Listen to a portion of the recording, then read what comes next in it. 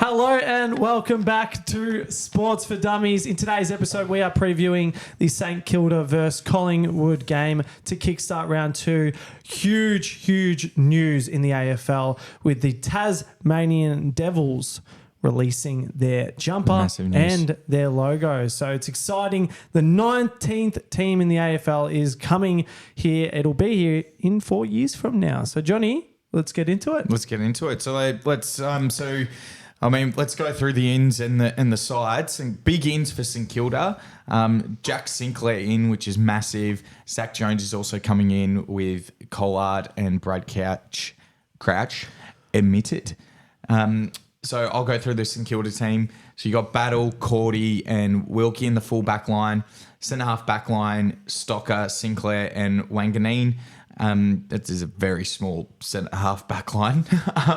In the centre line, Mason Woods, Ross playing his 200th game with Bradley Hill. In the half forward line, Wilson, Henry, Owens. Half forward line, Sharman, King, and Membry. Following, you got Marshall, Steele, and Philippou. And on the interchange, Higgins, Woodhager, Jones, Burns, and Bonner. Josh, you want to go through the Collingwood? Yep. So the ins, Frampton, Mitchell, McInnes. So pretty big ins for them. Out goes Noble, Dean, Johnson, and Will Hoskin-Elliott being managed. Very surprised. He's actually been very good for them off the wing. They've swung the axe. Yeah, they very much have. 4 gone. Dacos playing his 50th. Beautiful. Was I meant to bring that up now? No, we can we'll get into that at the end. All right, we'll go into the teams. I'm just going to make sure I've got that up for everyone. In the back line, you've got Maynard, Howe, Frampton. Halfbacks, you've got Markov, Quaynor, Moore. Gee, their back line's good. Through the gut, side, bottom, Pendles, Dacos, Josh Dacos, that is. Half forwards, Schultz, Cox, Mychek. And the forward, Hill, Elliott, McQuarrie. It's a bit of a tongue twister. Following in the ruck, you've got Cameron, DeGoey, and Nick Dacos. Interchange, Lipinski, Mitchell. Gee, having Tom Mitchell on your bench. It's a good inclusion. Isn't that ridiculous? It's a good inclusion. McRae, Crisp, and McInnes. So I'm guessing one of them will be the sub. What a close... After seeing St Kilda last week... they took it to Geelong. I feel like St Kilda had every right to win that game. I really didn't think that it was one of those ones that they should have lost. I think they had an opportunity to really... I think the Saints moved the ball really well and they're really quick. Like Wanganeen Malira was absolutely sensational. I thought the addition of Wilson in his first game was huge, kicking his 2 goals. Sinclair coming in is just another elite ball user off that half back line and the wing. What what's been the talk of the town has been Collingwood. They're under a lot of pressure right now. 0-2, premiership hangover. They've clearly axed, they've swung the axe. Great move bringing in Mitchell in, for that contested football. But there's some alarming signs. There's the highlight of 7 of them just jogging through the centre, high-fiving each other afterwards.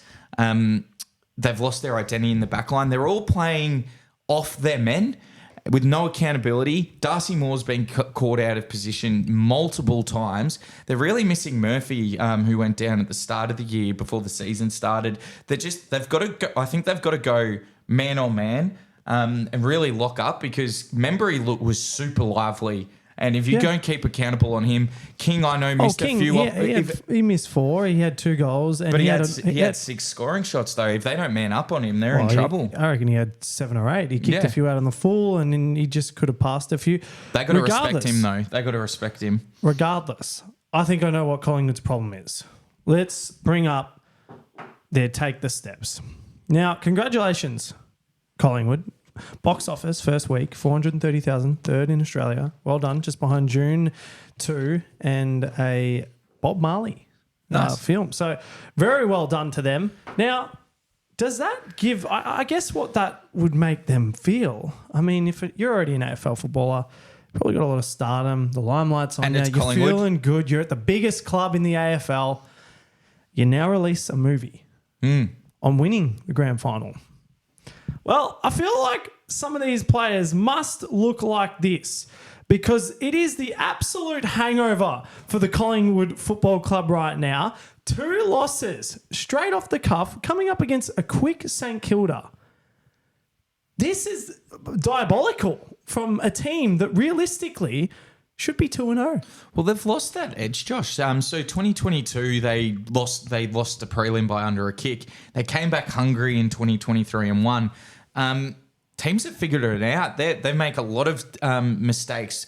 Quality players too. Pendlebury, Dacos making a lot of mistakes, in that back 50. Their pressure's not there. They're not winning the contested footy. Tom Mitchell coming back in, I think that's a great move. But their back line, their players just don't look like they man up on anyone. They look like they're all going for the intercept mark. Teams are just isolating them and, they've just got to play respect. The amount of marks that Sydney took, over the back, they just caught them out of position. And Sydney, I will say this, Sydney looked really good. Of course. So regardless of where, Collingwood was a top contender, Sydney have got... Yeah. It's a long season. Look, I know everyone's come out of the bat straight away. Target on your head. We talked about is the pressure on Collingwood in our prediction. And I think everyone said, no, not really. They've clearly... Now it is. They've clearly made a big target on their head.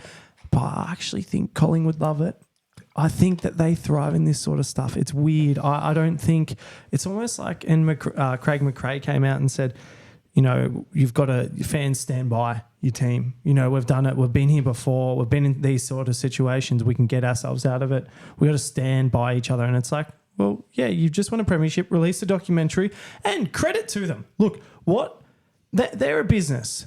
They're making money. They're not just going to... And they want to showcase they actually documented their whole season. Good on them for winning and then being able to promote become rock stars and actors. That's all great, but it's a new year now and you've won it. Don't just celebrate it as a one-hit wonder. 2010, they were an awesome side and they only, won the one grand final out of a few years of dominance. Are they going to create a dynasty here? Because if they lose to St Kilda, they're done. I'm putting a line through them right away because then they have to go to Brisbane. In Brisbane. They lose this game, Collingwood cannot win the flag. Sorry, I had to take me sunnies off for that one. What, because you can't Regardless. hear? No, because people need to see my eyes. If they... Okay, 3-0. Mate, where were your Blues last year? Did we win? No, but I'm saying where were they? We were 4th last. But no one has won from 0-3, and then they go to Brisbane and go to 0-4. They're not going to win have got from their own there. problems right now, though. Correct, but they're not. This is huge for them. This is huge in the context of the year. They're up against a good informed St Kilda side who are really well coached. It's on for them. What's unfair to the St Kilda? St Kilda playing their home game at the MCG. Yes, why aren't they playing at the it's not the, you know what I was about to say, the Telstra Marvel Stadium? Yeah, or Etihad Colonial Stadium. Is it Marvel now? Yeah, it's Marvel. It's still Marvel. I was going to say, I'm like, did they change it? It's Marvel. It's pretty rough. This game normally would have been played at Etihad when St Kilda are average. It's not a home game. What it does tell me, though, that St Kilda supporters are actually getting along. They're in good form. And the AFL are actually seeing this as like, well, we would rather... I think we can get 60,000, 70,000 to this game. I was going to say, I think it'd be a marketing ploy for both teams. Well, just for money. Yeah, for money. Get more people through the doors. They're obviously banking... Like, if this, in the past, only expecting 40,000, you'd put them in Marvel and it'd be packed. Do you think that's okay, though, for St Kilda? No. So that brings up another little... You know what's really funny? It brings up a little talking point to the G, especially when you were there on the Tigers. This was on. So look at that straight line, Johnny. Beautifully straight line. I thought we were playing an oval. But anyway, no, we're not. Clearly they stuffed that one up. My point is, though, the dome is a lot smaller.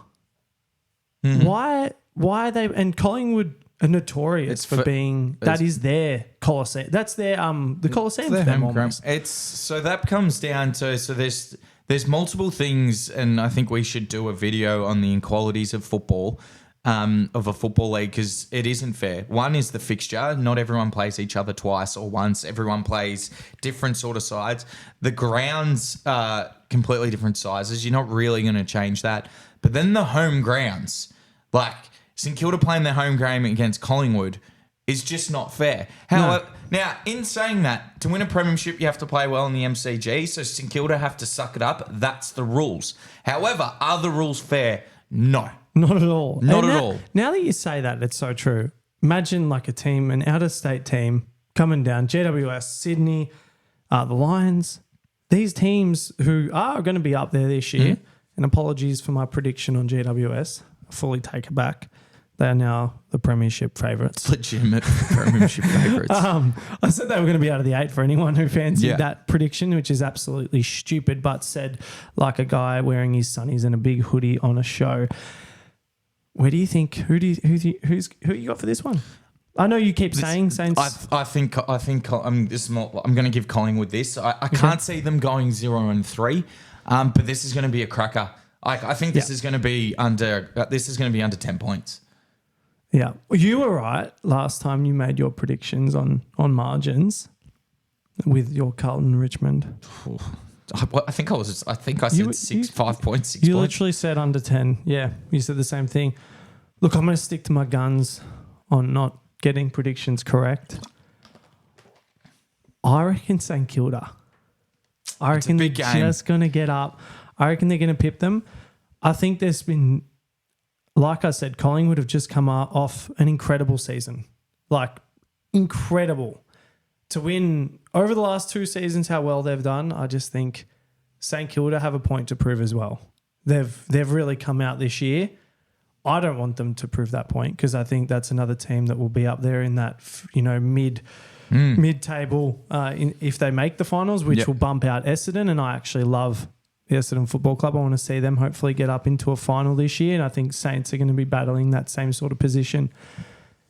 I just think St Kilda are just going to nudge them. Like you said, it will be under 10. It will be a very close game regardless. Regardless, it'll be a close game. I think Collingwood, you'd think that they've copped it this year, this week in the media. They've got some players back in Mitchell, who I think is going to be huge for them in the guts. Pendlebury hasn't had a great start, but I don't buy into, is he too old? He's gonna come right back. And Nick Dacos, who's been sensational, playing game 50, I think they get up for him. You know what? After you just reminded me of Dacos being his 50th game. Collingwood are a heart and soul team. Yeah. Do you reckon they're going to let their midfield star it's a milestone game. It's his first milestone game. Lose? Oh, now you've really thrown a spanner. I'm going to play some highlights for Dacos because Josh is going to watch these highlights and decide who he's going to go for. After. I think that's pretty much what's going to have to happen. But congratulations to Nick Dacos. Yes, very, very much so.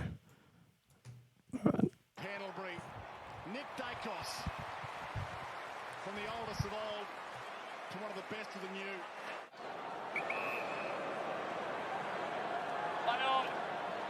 Opens up the angle. Oh my goodness. Has he got an air of greatness or what? Slips over at the crucial moment, able to get back to his feet. High ball, dangerous situation. Meyer checks there. Dacos running it over. Goal, got it! Nick Dacos has kicked 3 in a row. Collingwood trail by 9. Check couldn't get to it. Great tackle. McCreary keeps going. Elliott flicks it. Dacos has got another one. The Bombers now trail. Can you believe that? To Goey, streams forward, tries to get it to Johnson.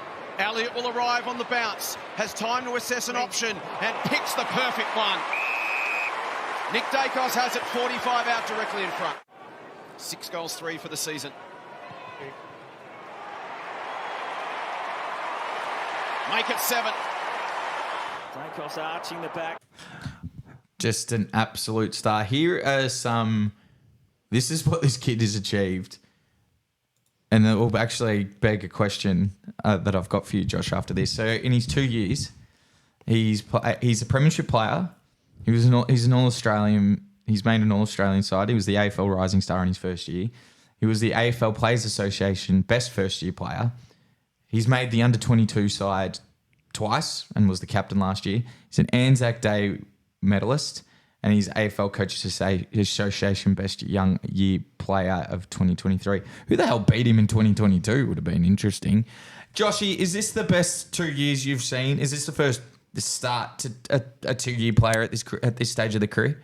Well, I think he should have won the Brownlow if he didn't have his knee. Yeah. If he didn't hurt his knee and was out for a month. He finished 4th, I think, from memory, in Brownlow. Yeah, I think we're on the verge of watching the greatest player of all time. So that's a good call. I'm not gonna dispute that. Some names. Like it's big. It's big. So Joel Selwood was a gun straight away. I don't think though he was the man at Geelong. Like he was very much a cog in that beautiful midfield. Chris Judd in year 2 ripped apart the best midfield of all time in the Brisbane Lions and won a Brownlow in his 3rd year. Plays a very different game to Nick Dacos. He was never a 35 touch player. He's more of a 20 to 25. And I thought Juddy's best at West Coast is arguably the best 2-3 years I've seen. We should have got some highlights up. Judd. We got to go back though. What about Joel Coleman? He kicked 100 goals in his first year. Well, that's why the Coleman medal's named after him. The guy played 5 years of football and kicked 550 goals. How He long kicked ago was 12 that? goals in his first game, Josh. I take it back. We've seen better years than Dacos.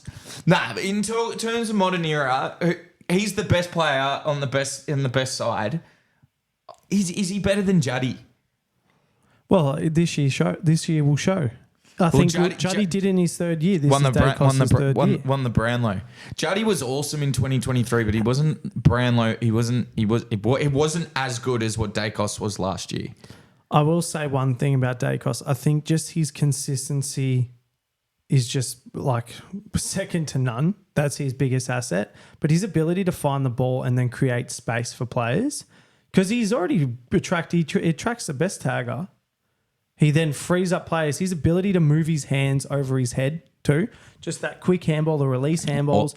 Just the way he plays. He's silky. He can hit the scoreboard if he needs to, kick a good goal. Like you saw him last week where he tried to pull his team back in and he just went, fuck this. I'm just kicking the goal. Like I can't rely on anyone else. And it was good. Like I think he's got to he's a team player too. It's not like he steps out. He's constantly looking, and there's 2 criticisms that are absolutely bullshit. He cops it because he kicks a lot of short passes. He's constantly trying to play chess, and he's trying to find the angle to release and get around team zoning. And 2, that he's not a great contested ball winner. Well, go watch Anzac Day last year when it was on the line. He kicks 2 ripper goals from contested footy. This guy can do it all, and it's special. It's awesome watching what this guy's doing right now. Well, a player like Judd, right? Judd was never I wouldn't say he was the greatest kick, but he knew he meters gained and kicking goals and running out of packs. Judd was the most explosive player that I've ever seen. He could not be tackled. He was quicker than Nick Dacos. He was stronger than Nick Dacos. That's what I'm saying. They're different players. And Juddy was not a 25 meter, like a 30. There wasn't regularly. He wasn't like a 35 plus getter. The game was a bit different. He was burst. Mate, he would run his 20, 30 meters. Well, he would get the contested football. Yeah. Win it, and then explode it off the outside.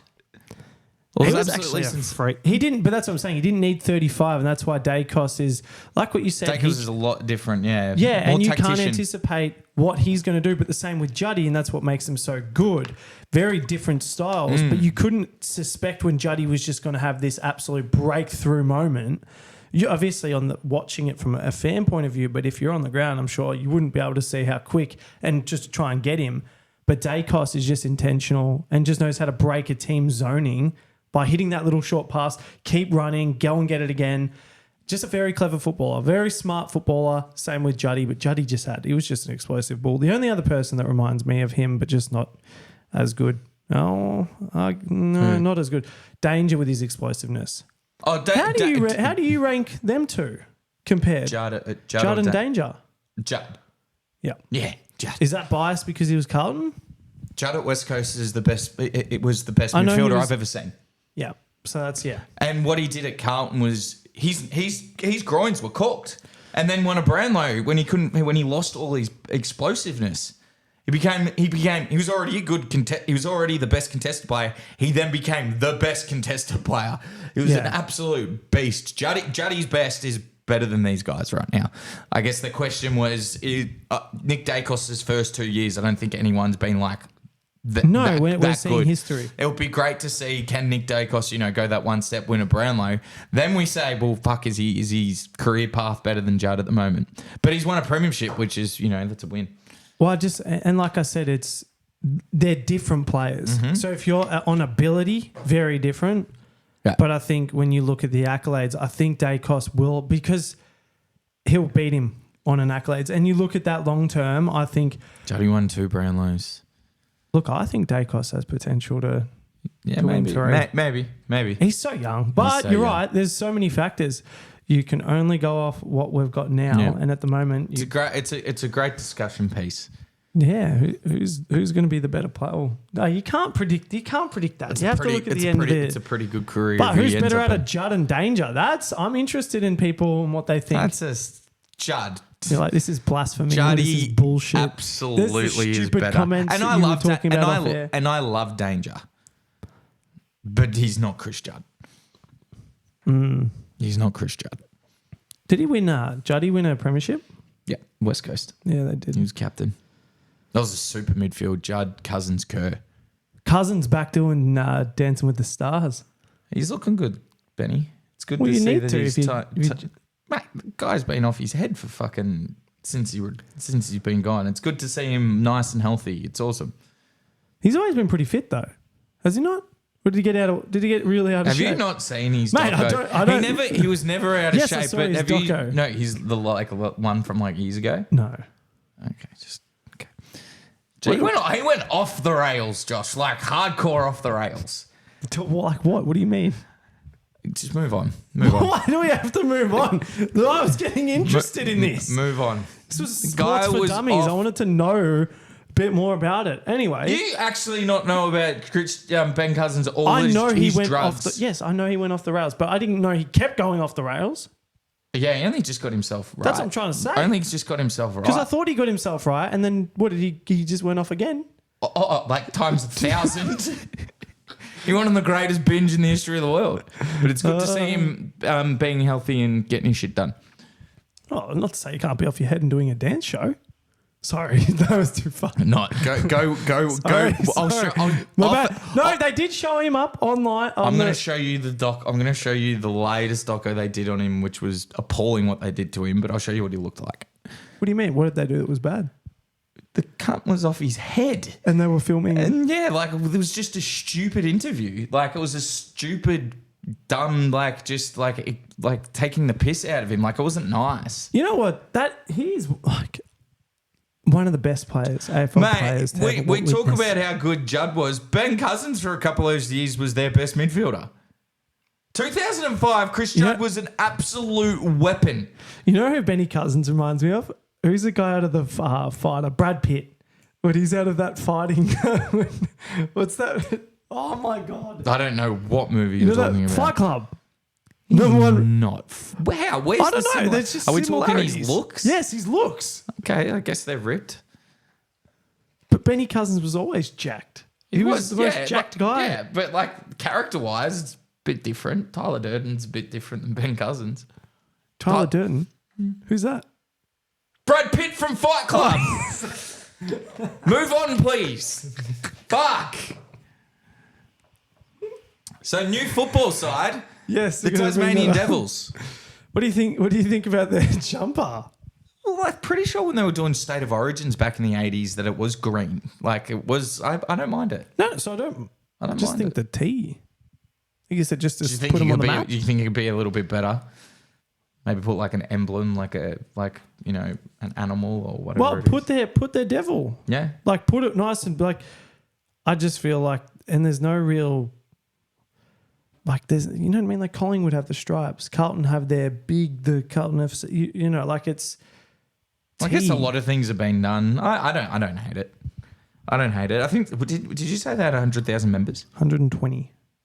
Fucking $4 memberships. It's more expensive to get a meat pie than buy a Tassie membership. It's a great marketing AFL ploy. are on fire with their marketing lately. Absolutely. Close everyone up. We'll put the show up north. Keep them watching because that's the only thing we could watch. And then Now we'll do round 1. And then we'll do round 0, where we'll do it interstate. Make all the Melbourne. You know what? This is literally what they would have done in the meeting. Sat down and go, guys, how can we? We already make billions of dollars. We need more though. And then you would have just seen one of them going, well, what if we didn't play in Melbourne, Victoria? And they'd be like, what's this idiot talking about? And he's like, we'll gather around, think about it. We're going to piss everybody off, but they're going to watch it because they're idiots. And then it worked because the next round they had the largest attendance ever. So well done to all the spectators because that is going to be a commonality moving forward. We are round 0, locked and loaded now. Well, we're round 2 now. So, Tassie, what are your thoughts? Well, they're 4 years away. I don't care. Like, I don't mean that. Like, what? Okay. See, guys. No, I think it's going to be a great addition. You know what? It was great when they had an even number of teams. I feel like you're now throwing 19. Does that mean you got to make 20? But I guess because they're doing all these buys, it can factor it in. There's always going to be a team without a bye. There's always going to be a team now with a bye. That is true. That is true. I do like Tassie it's a football state. It's a genuine football state. And I wasn't a fan of when Gold Coast and GWS were coming in. One, because they're both second sides to not predominantly football states. But the AFL, to the credit, the Giants are premiership favourites. And for the first time, and the jury's still out on the Gold Coast, you'd think that there's actually a lot of hope about them. Yeah. It is probably the best time to do it. Well, I think the Gold Coast have an issue. I don't think so. Sydney, now they have 2 teams, I think that's brought more fans to the AFL. Obviously, New South Wales and Queensland are predominantly NRL. So I think, and especially Queensland. So I think that's been a huge issue for the Gold Coast, and that's what they've been trying to combat. I think, and same with Brisbane. I think they missed an opportunity with the Queensland government not building a new stadium when they're doing the Olympic Games and just renovating or just upgrading all the other ones. I think that would have been a huge opportunity for them to have built something pretty spectacular and then use that instead of the Gabba. But it is what it is. I mean, Brisbane were up there. They've been up there the last few years. Brisbane have been in the Gabba for 40 years. Yeah, no, 100%. No, I'm saying up there in premiership contention. Yeah, the last 3-4 years. I mean, this is getting off the. I mean, Brisbane had to win 3 flags to just be relevant. Yeah, In that, we had to see the best side of all time for them to even be relevant. It's gonna be hard for Gold Coast. I think, but I guess my point was GWS are premiership favourites, and there's a lot of hope. As I said, the jury's still out for me. Gold Coast, they need to play finals, but there is, like we were saying when we previewed them at the start of the year, there's a lot of hope for them. They're 2-0. They've got a really good coach. It feels like these expansion clubs that have came in, 10, 12 years ago, feels like they're okay. Yeah, at the moment. Oh, so bringing in another club, I think it's not a bad side. And Tassie's a football, it's a football state. Now, my question is what happens with, because they're going to be Tassie's team. Hawthorn. What happens with Hawthorn who have, that's their it's like their surrogate son, type of, you get what I mean? No, I agree. It's like their pseudo home. What is do they keep their rights games, almost, yeah. or do you create like a little rivalry? One would assume that That'd be they pretty would, good because like Adelaide share, Port and Adelaide share. Yeah. The Sydney teams don't share, but they have other. Yeah, I guess it'll definitely. Are they going to build a new stadium? They're going to have to, right? I think that was on the plans for Tasmanian Devils. That's a good question. I believe it is. No, You'd think so. I'm 100% certain, and that's why it's going to take a bit of time. So I think when do they enter the league? 2029? Yeah, it's like 4 years, isn't it? Yeah. I think it's not, it won't be 4 years from now, but it'll be 2029. I think they had anticipated building a stadium and having it ready the year after. Because it's always, building a stadium is going to take a bit of time. Now, for all the viewers, who's winning? 2028. So they're okay. So that 4 years. Yeah. Sorry, 2029. I reckon is when I've heard that stadium is going to be built. I reckon. Interesting. It's gonna, yeah, Interesting. It's good. It's good for the league. I think it's really good. Tasmania have cropped a lot of amazing. They've cropped. We've had so many stars. The Rewalds, Matthew Richardson. We've had so many good players from Tasmania. They're a football state. I think it's good footy. Yeah. No, I completely agree. Guys, what do you think? Who's getting up in the football? Saints, Collingwood. Who's going to win? Is it? Like you said, if Collingwood go 3-0. 3 losses. Then they've got to go to. It's because they have to go to Brisbane later, the week after. Yeah, that's massive. That's a lot of pressure, and Brisbane might be under just as much pressure. How would that be for the grand final rematch? Brisbane have a draw. Brisbane have a bye this week. Lucky. So imagine if Collingwood lose and the grand final rematch is both teams undefeated. Yeah, amazing. Absolutely amazing. Well, it'll be interesting to see how that pans out. But guys, that wraps up the preview for the. Wow, I've had a mental blank. St Kilda. Yeah, no, not for round 2 because we got to do the full review tomorrow. Guys, if you like this episode, please feel free to hit us a like, subscribe, and please drop any comments below for any feedback and everything. And what's the final thing they need to do, Johnny? Ring the fucking bell. Awesome, guys. Thank you so much for watching. We'll see you tomorrow in the next one. Bye for now.